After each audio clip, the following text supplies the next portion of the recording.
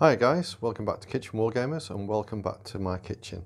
Must apologise, a bit of a sore throat this morning, so if I do a bit of coughing and spluttering, that's why. Okay, so what I'm going to do on this video is a bit of an update and an overall thing of Kitchen Wargamers, where we're up to and what's coming up. So first off I want to cover black powder, nearly forgot the name then. Where I'm up to with the painting and everything. It's going a bit slowish at the moment, but I've recently had my contrast paints and that's definitely speeding things up. So this is where we're up to. It looks a lot, but as you can see there's only 2 units for the French, which are all completed. And just get to the side, a flag on the go. Now I must admit, some of these guys at the back, I've realised I've not done the backpacks yet. So yeah, I'll have to get them done, but they'll soon be done. Paint them separately and glue them on, and they're completed. Base is done as well. And this side, first unit of British, which are going to be the 28th of foot. I have got the flags for them from GHQ, which I've been advised to get them from, and they do look fantastic flags. But as you know, these are from the Warlord box set and they don't come with command. So I have got a box of Perry's Napoleonic British Infantry, so I might use the command out of there so I can get the flag up on these, but you know, in between time, no commanders. I can also buy them separately, probably from Perry's, but yeah, that's something to look into next. But that's the first unit done. And these were done with a normal Vallejo paints. They look quite good from a distance. I won't get too close because I'll show all my mistakes. There is a lot to do on these Napoleonics, all the different colours. It's not like just jumping, throwing green or brown paints on, doing the flesh, doing the weapons and done for bolt action. There's a lot to them. But there are a few techniques I'm getting used to now. And the main one, like I say, is with the contrast paints, which is just one coat, no washing afterwards, no highlighting. It does it all for you. I think they're fantastic for doing this, especially in you know, bulk. Where's my paints at the back there? Also started on a excuse me, started on a couple of the horses for the generals command packs. Just trying to get my head around it, how to paint horses. I have done them in the past, but it's just getting my head around them again, and using the contrast paints as well. The white one or grey one, that's all contrast, and the other one is just sprayed white and then done with some brown, Vallejo brown, and then sorry, an Agraff shade wash on it as well. So still experimenting with them. And there's the rest of me contrast. Now, from Monday coming up, all non-essential shops are open. So I'll be straight off to my Games Workshop, which is the only hobby shop near me, without going miles and miles out my way. So I'll be picking up some more of the contrasts. And these guys I've started this morning, doing this 8 in a bulk, and yeah, with the contrasts it's brilliant, especially with the white. I've gone in with the red. You probably see some of that's just gone over, but that's soon touched up with a bit of normal white paint. You don't have to do the whole lot, just the areas where you've gone over, which is great, and that's what it's left me with here. Okay, so that's me Napoleonics, where I'm up to. Still about 15 million to paint. But yeah, enjoying it, especially with the contrast paints now. Speeding things up, but it's just getting myself time to do it. As I've said, I'm back full time at work, and my hours I'm working silly o'clock in the morning till afternoon, and I think, oh, I'll get back home and do some painting. But by the time I get back home, sit down, have a coffee, I'm asleep. So yeah, things are slowing up, but I have got a week off coming up soon, and I'll be getting stuck in more because I'll have more time to myself. Okay, so that's the Napoleonics, sorry, for bolt action. For black powder. What I'll do now is go away and just once again go over my American Civil War armies. That's what we're going to use when we're back together to get a head around the rules.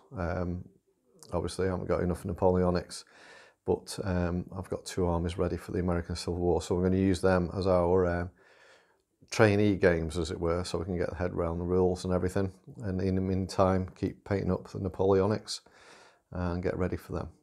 Okay, so I'll go away and set up me American Civil War troops. See you soon. Hi guys, welcome back. So here is the American Civil War troops I've got. Like I said in a past video, I found these in my loft and thought I'd binned them years ago or got rid of them, but no, we found them when we were tidying up. So here they are. I'll just go back, which saves me a lot of painting because they're already done and there's lots unpainted. I'll just show you in the box. There we go. There is a few more, but the majority in there are not painted. But we've got enough for 2 armies to start learning the rules for black powder. So on this side, the Union Army, cavalry troop. This is part of a 3-unit battalion, which is those 3 there, led by the general there. And in the back are 2 more infantry units, a cannon, and their general there to lead them. As you can see, this troop, I couldn't find all the models. The commander's still missing somewhere. I think he's in my painting box, and so I've had to put a few normal Union troops with them just to make the numbers up. So that's the Union. And for the old rebels, the Confederate Army, same setup, so I'm making it as equal as possible. Cavalry troop, 2 units of infantry, along with that general there. They'll make up that brigade, and as before, 2 infantry, 1 cannon, and the general there to lead that. So that's all I'm ready for when we get back together, and we can start learning the rules for black powder. In the meantime, the Napoleons will be getting them out of the way, getting them done so we can play Napoleonics. But at least we've got something to start with. Okay, so what I'm going to do now is go away, set up the next bit for you, and talk about what's coming up on Kitchen Wargamers. Okay, see you soon. Okay, welcome back guys. So I've put all them away. So I'm going to talk about where we're up to with bolt action. I'll just show you these models I've got here. Obviously you can see the British Airborne, different stages of being painted, with some there just needing their bases to be done. I bought these, if you look at my first video I released about Welcome to Kitchen Wargamers, I mentioned the armies I had, and I mentioned the British. So this was going to be the start of the British Army. Anyway, these got put to the lay-by. They haven't been touched since. So what, we're talking over 6 months ago now. Excuse me. So what my aim is to do with these, as you've seen another previous video, I've ordered the British and Canadian troop set, 2 boxes of. I'm going to make a Canadian force for bolt action, because obviously they can use the American vehicles and that. So all I need to do is buy the troops and they can use the American vehicles.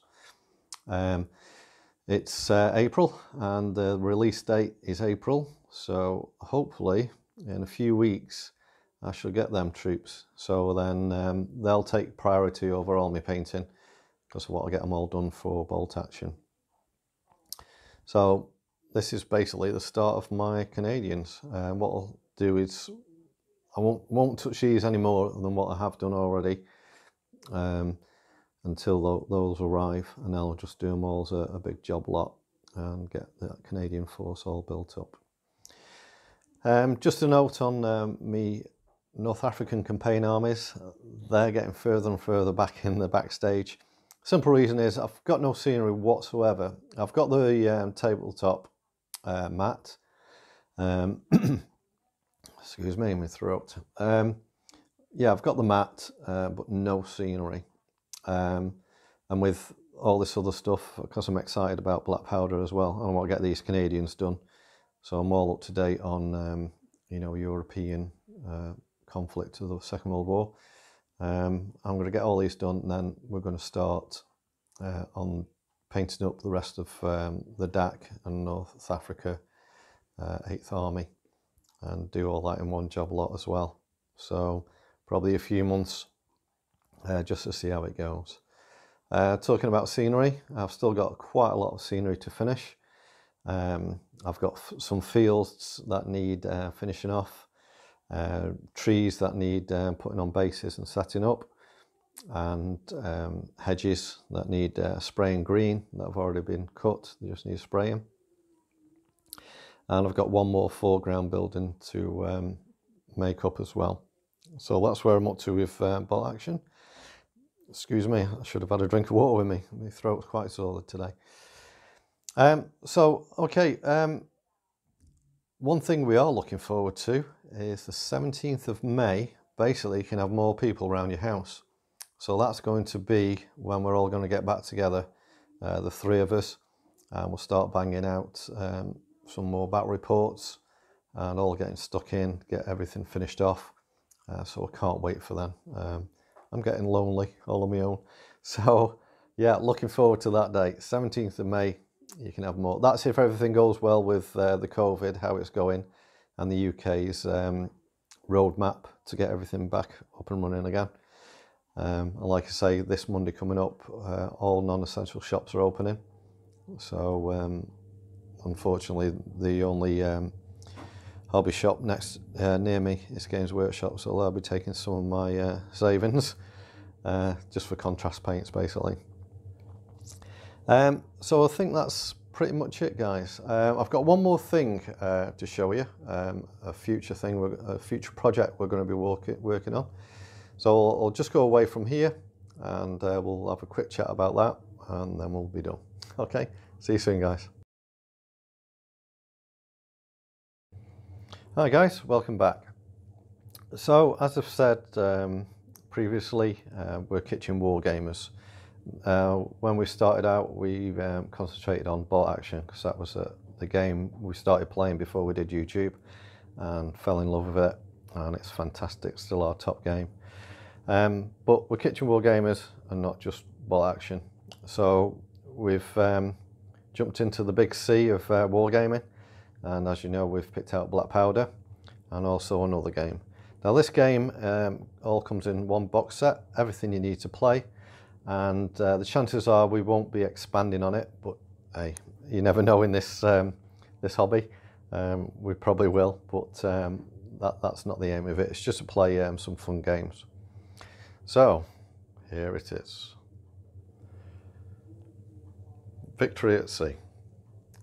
And all the ships and everything you get in the box set. Like I say, everything you need in this set is for the game. You get markers, moving markers, templates. Just show you these the cards that you get for the ships, so you can track damage, everything the ship does. The numbers on the top and the bottom, there at the bottom, some at the top. That's showing the damage, obviously, when it gets to 0. So I think I've just had a brief look at the rules, which are look quite simple. Here's the rule book, and basically it's only a thin book. So yeah, we're looking forward to that. Yeah, so I think when you get to 0, the ship's sunk. All comes with some sea battle mats, which are paper. We'll have to see how we get on with that. But like I say, I'm not looking to expand on this, but he says, yeah, so I'll just put this bolt action figure in there, show you the scale, but the detail on these ships, just get in there, look at that. I haven't put any turrets on yet. That's the empty circles you'll see for putting turrets on. They've also got the name of the ship on the side.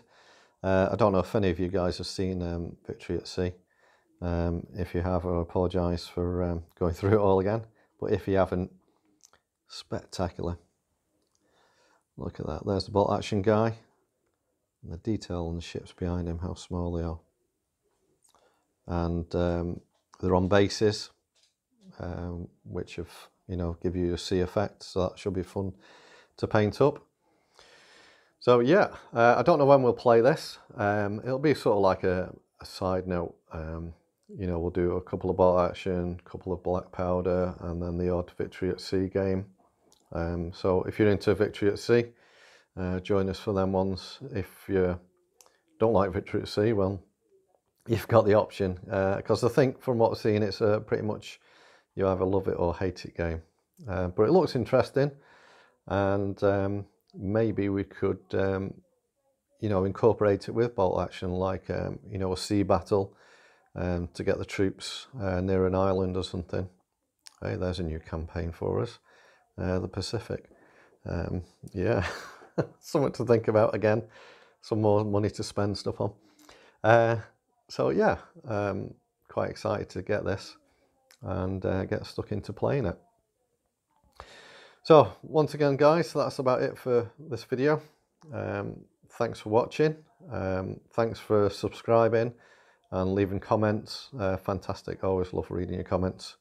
Even if you think you're leaving a comment you think we wouldn't like or is a bit derogatory, don't worry about it. Put it on. We read everything. And I've learnt from comments as well. So thank you for that. If you don't subscribe, please leave a like. As more people that haven't subscribed watch than those that have.